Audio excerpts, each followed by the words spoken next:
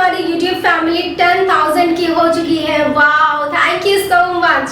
तो next video की अन्य वीडियो होगी तो 10K स्पेशल। तो जल्दी जल्दी से आप लोग कमेंट में जाइए और अपने अपने क्वेश्चंस रखिए, और इससे रिलेटेड मैं इंस्टाग्राम पे स्टोरी भी लगा दूंगी, वहाँ पे आप क्वेश्चंस पूछ सकते हैं।